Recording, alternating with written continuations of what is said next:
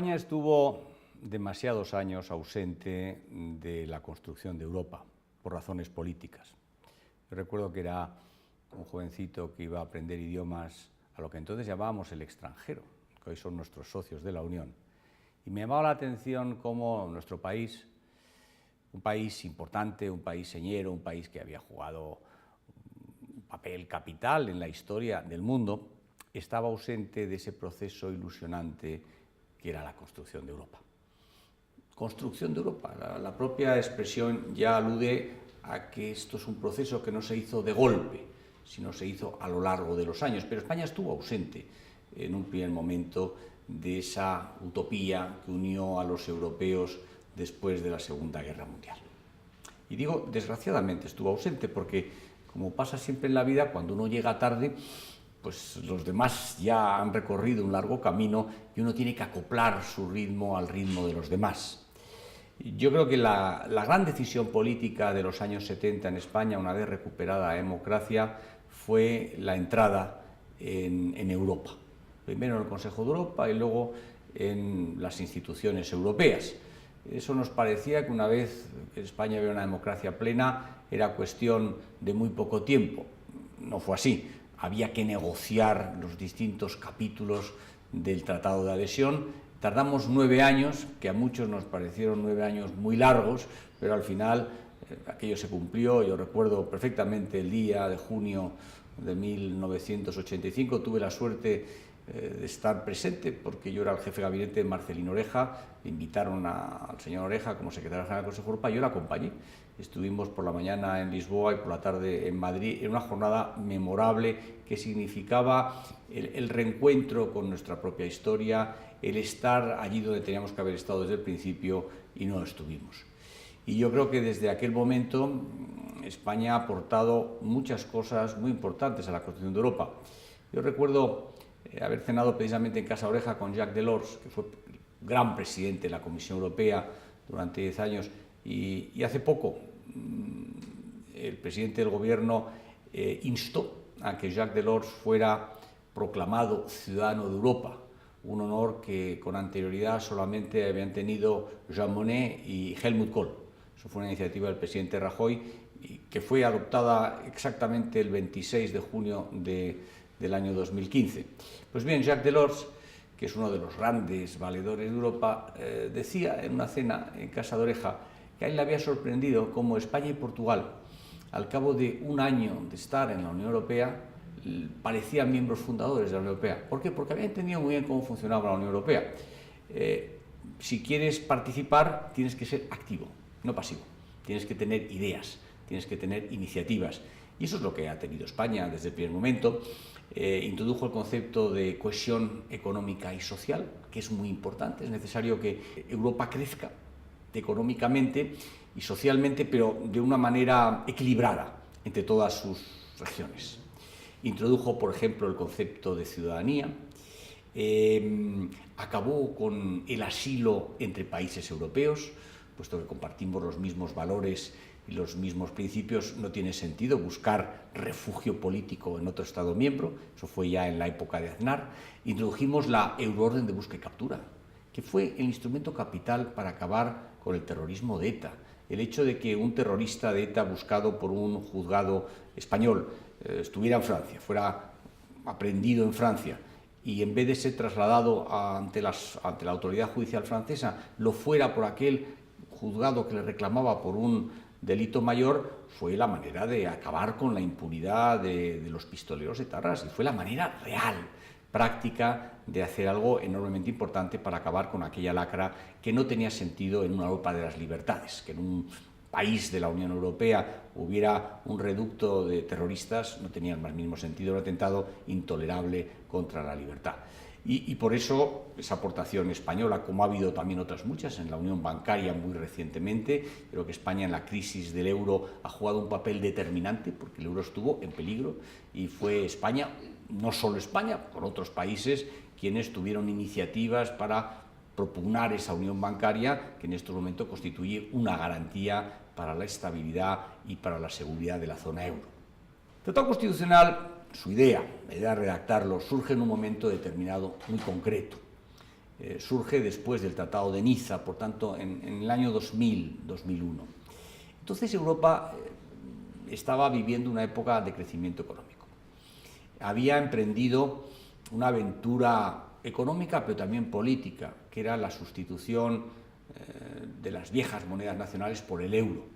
Y había mucha gente que había predicho grandes males, la que se iba a armar cuando el euro sustituyera a las monedas. No pasó nada. Recuerdo que en España había 6 meses de transición y a los 3 meses ya todos queríamos euros y nos habíamos olvidado de nuestras antiguas pesetas. Hoy es un día histórico en la construcción europea.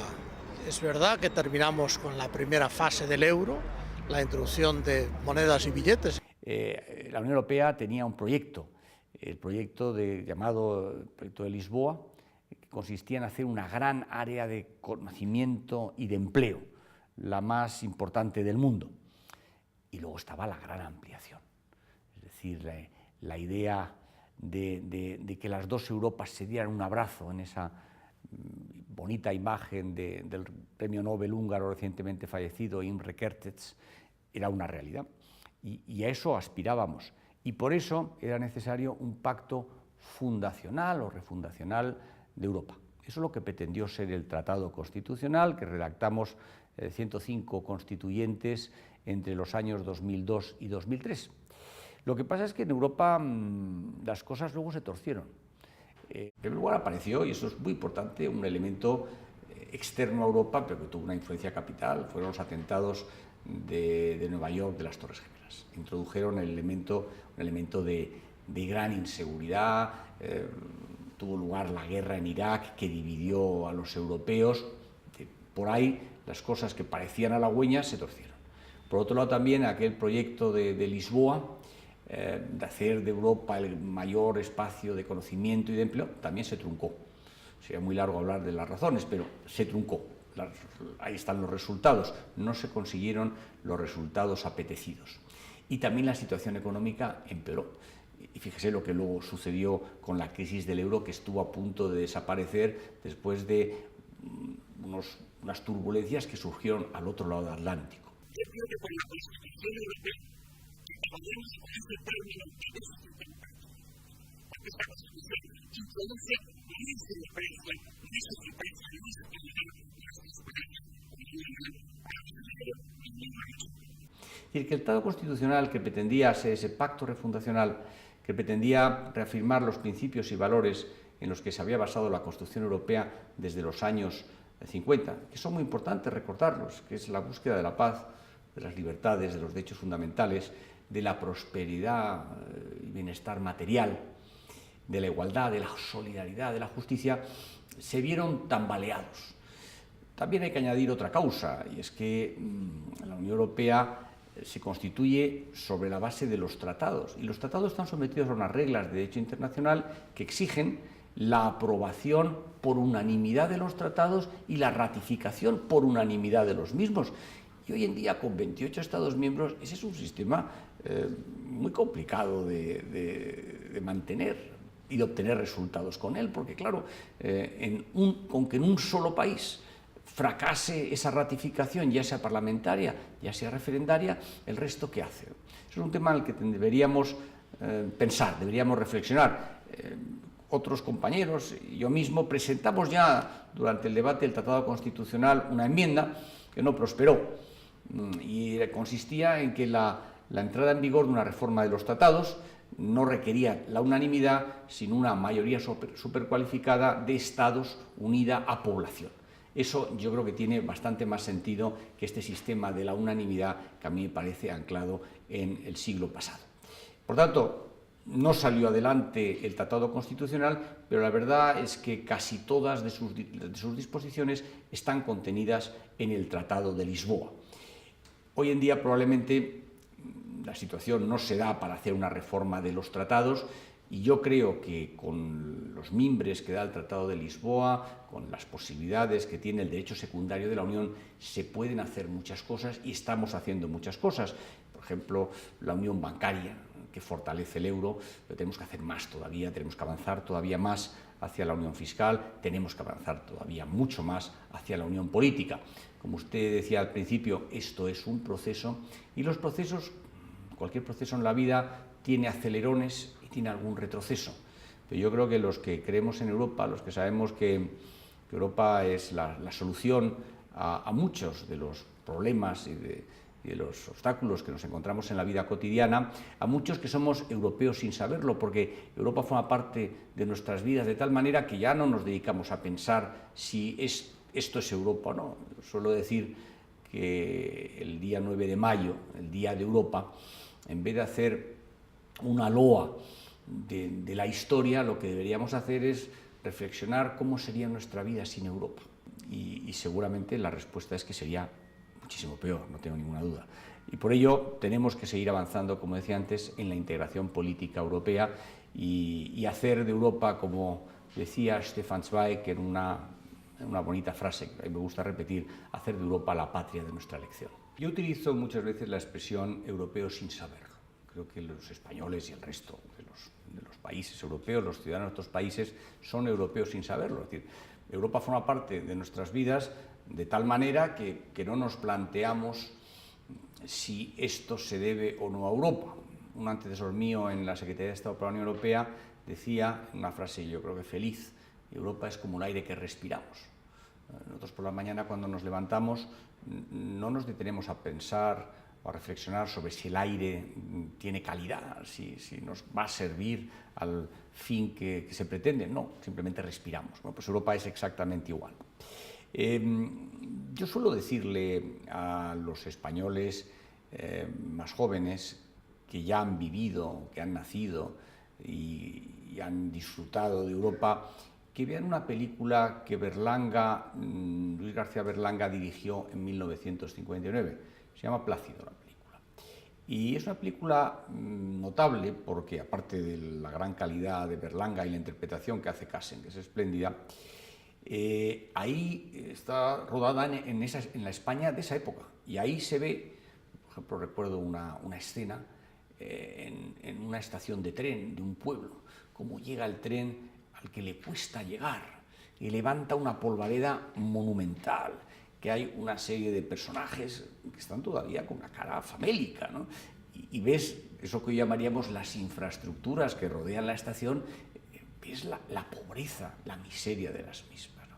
Eso es el año 59, o sea que hace muy poquito tiempo. Es verdad que el aumento del bienestar en la sociedad española no se ha producido solo por Europa, pero también se ha producido por Europa, y el cambio que se produce desde nuestra entrada en el año 86 hasta nuestros días es un cambio notable en muchísimos aspectos de nuestra vida. Nuestra vida que está dirigida o influida por Europa desde que nos levantamos, ¿no? Cuando uno llega, se toma una taza de café, si uno coge el café, verá que hay unas especificaciones respecto a la composición del café. ¿Por qué están ahí esas especificaciones que lo que hacen es garantizar nuestra salud? Porque hay una norma europea que las ampara. O cuando luego cogemos un autobús, nos montamos en el autobús, no nos detenemos a pensar que es un autobús no contaminante.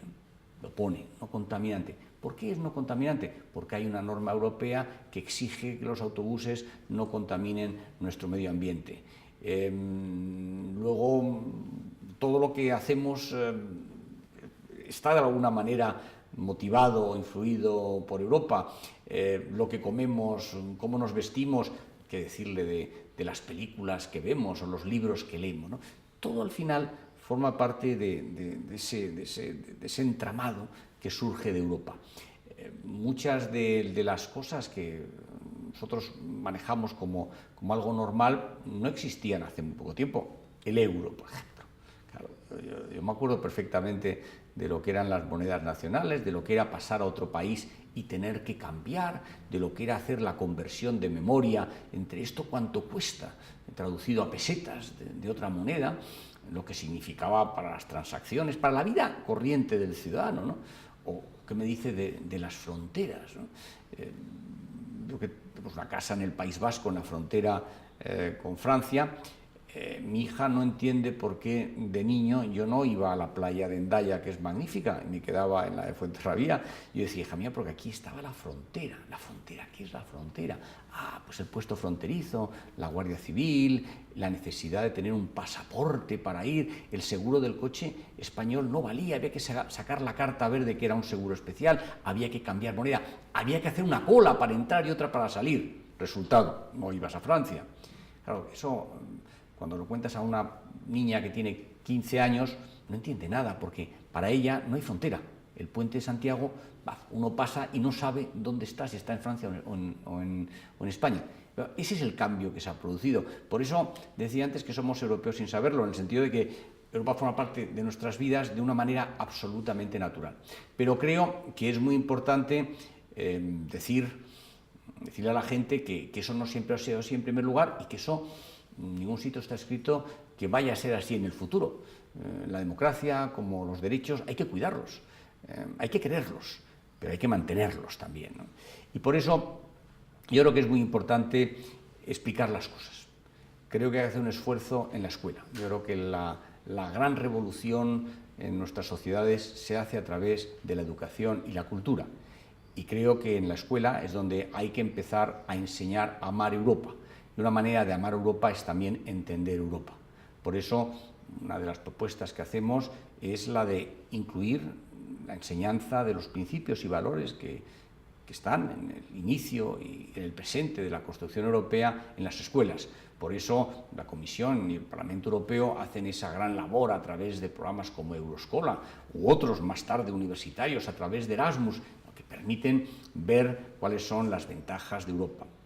Y recientemente, después de los atentados de terroristas de París y de Bélgica, yo he presentado ante el Consejo de Ministros de la Unión Europea una propuesta para que la Comisión Europea, que es quien tiene competencia en estas materias, que son materias siempre complementarias, presente una recomendación para que en las escuelas, en los currículos de enseñanza, se introduzca la enseñanza de los principios y valores y la historia de la construcción europea.